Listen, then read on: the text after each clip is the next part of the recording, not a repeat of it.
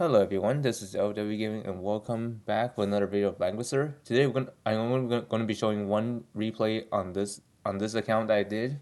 And you might be thinking, well, didn't I only stick with one account for Apex Arena? Well, that's all in the past now. Well, this time around, I decided to bring my alt account to Apex as well, because I'm going to try a different strategy on the Apex box setup.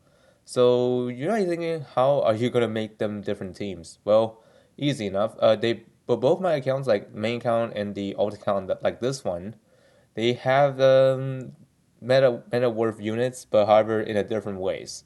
For my alt account, it is currently running a rush oriented box, while my main account runs on the tank push kind of style. So you notice these two are different, but however, they both are pretty dangerous in their own ways.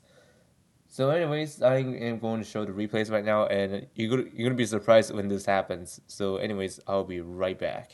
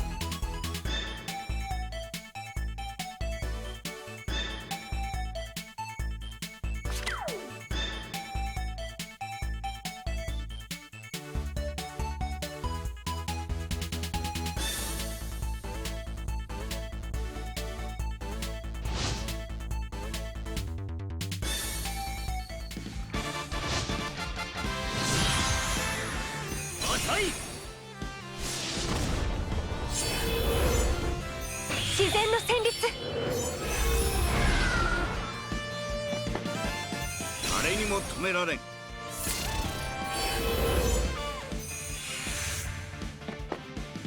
ら、後ろだよ。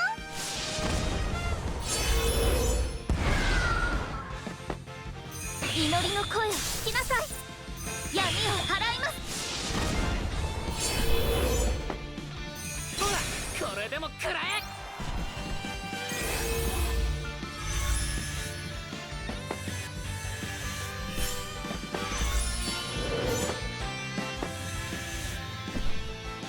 水星に帝国の敵を倒すのです。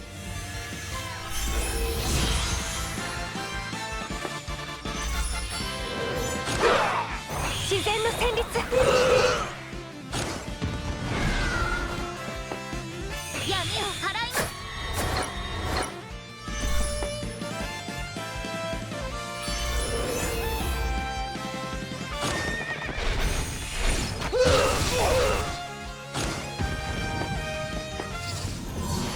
ほら、後ろだよ。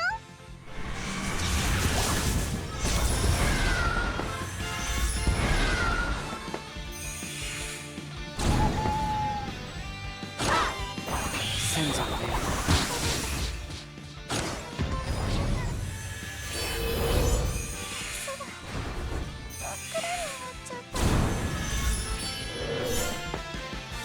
人、思考、そしてレーゲンブルクのために。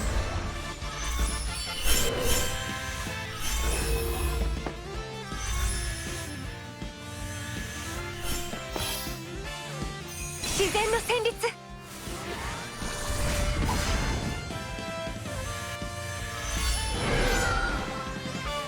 ゼルダが刃を手に割り運命をたどる。お前の肉体も意志もゼルダが断ち切る。ただちょっと失敗しただけ。遅い。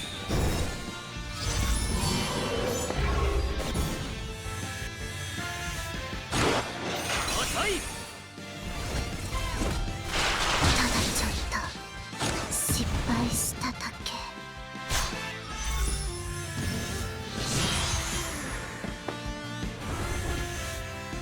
我が祈り届け。奴隷の怒りを感じよ。こ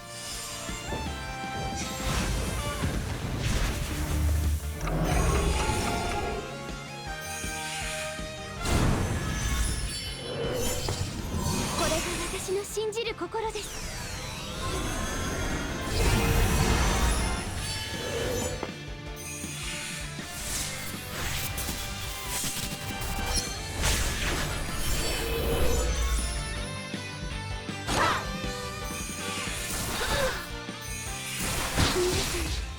間に合わなかった。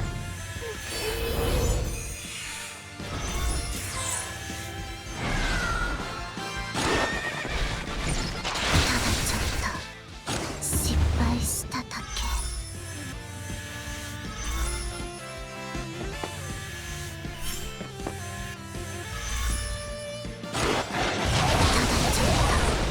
失敗しただけ。水晶に帝国の敵を倒すのです。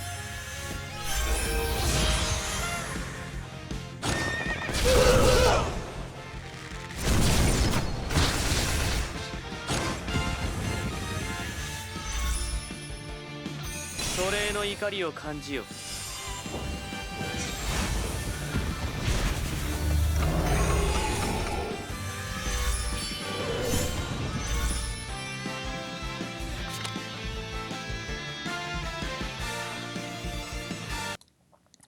Okay, I am back, and now let's talk about what happened in this match. And I gotta say, a lot of things happened, but the match ends pretty quickly. Don't you think? So, anyways, let's start by explaining what are pick and bans that we did. So, anyways, right away, my opponent is a P1, which means I'm gonna have to be a bit more careful on what units I should bring. So I end up banning his Oboro as first ban because I don't see any other threat besides the Sode. Although normally if I was the tank push, I would ban Sode first, but since I'm using Rush team, I don't think I need to ban Sode because this box is different than what I'm used to. So I end up banning something that could give me most of the issue, which of course Oboro.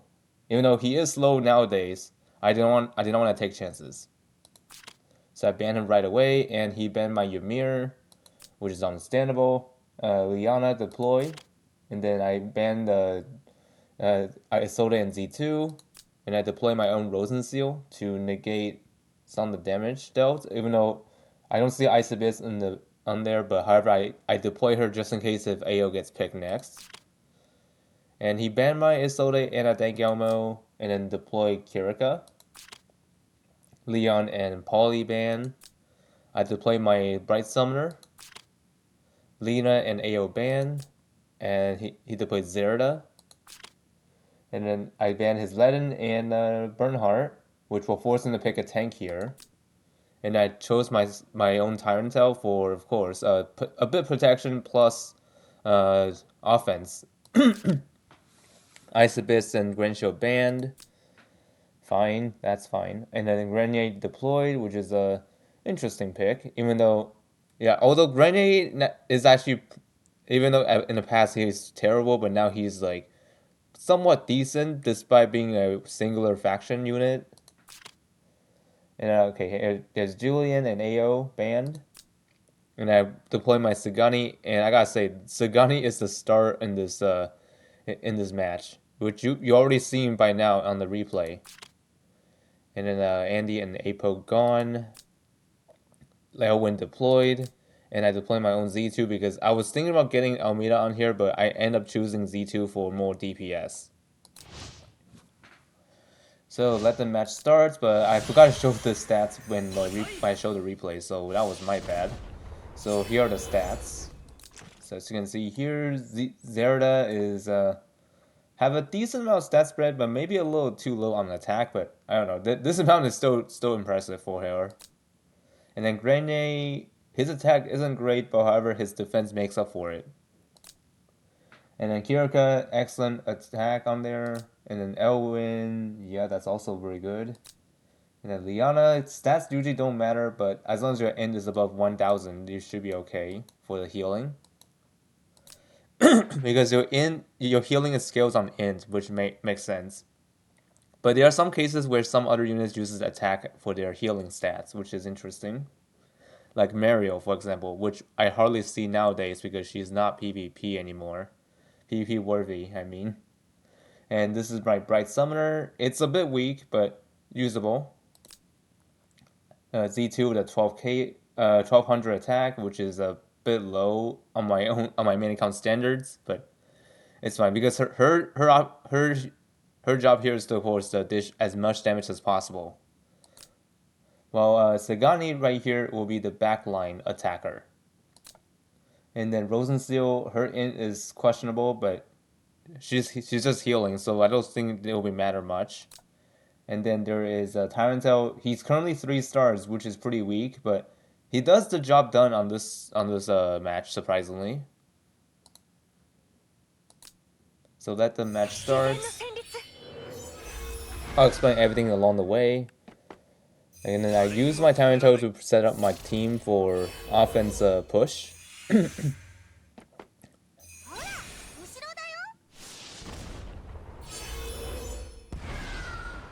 Okay, Zerda is boosting.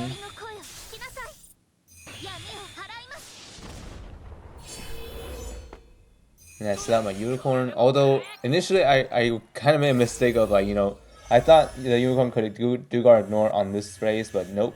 It has to be on the phase where you enchanted the unicorn. Which is honestly my mistake. I didn't see that happening. I didn't see the part where you guard ignore, like we're under certain condition.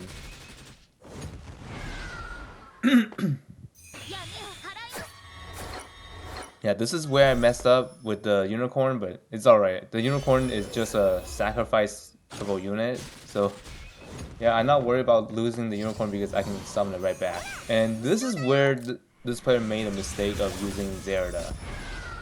So you notice that she actually can there, but she can't reach anyone from this range.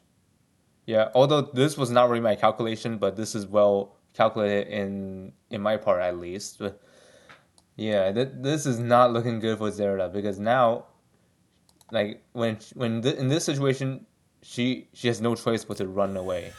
But this also opened up an opportunity for me to attack Zerda. So I took that opportunity by doing this. Summon the owl right there. And then kill Zerda right off there. And then create an opening for my own Z2. Liana acts again on Kirika.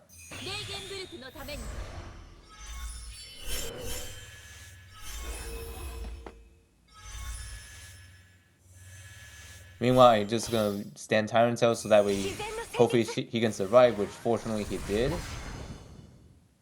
Right there, yep, just barely. If I didn't apply that miracle, he would have died from that. And unfortunately my Z2 bit the dust there by the counter kill, but it's alright, as long as I'm doing damage, that is.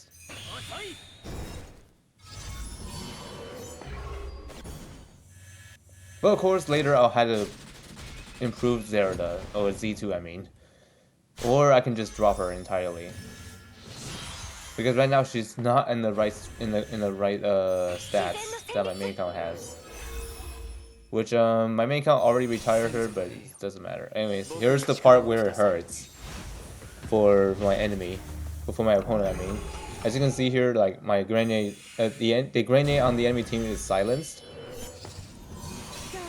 Meanwhile, the player is trying his best to get all that debuff off.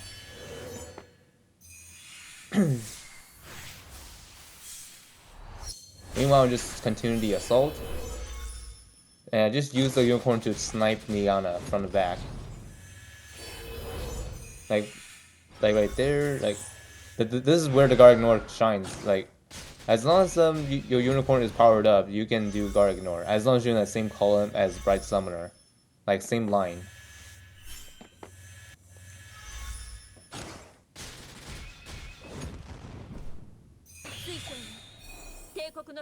Yeah, my Z2 bit the dust, which is fine because I don't really need her at this point.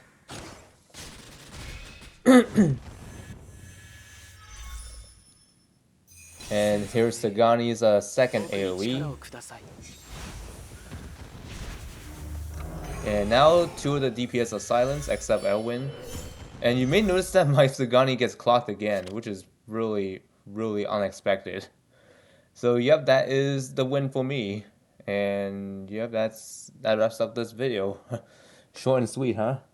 Well, not really short and sweet. It's just this match is short, but however, my explanation video is like 17 minutes long, maybe. Well, actually 60 minutes. So anyways, I'm gonna leave it at that for now. Hope y'all find this video like entertaining or fun, or anything you might learn from this battle. Well, not really, because this account is not really that great for pushing, but anyways, see y'all later.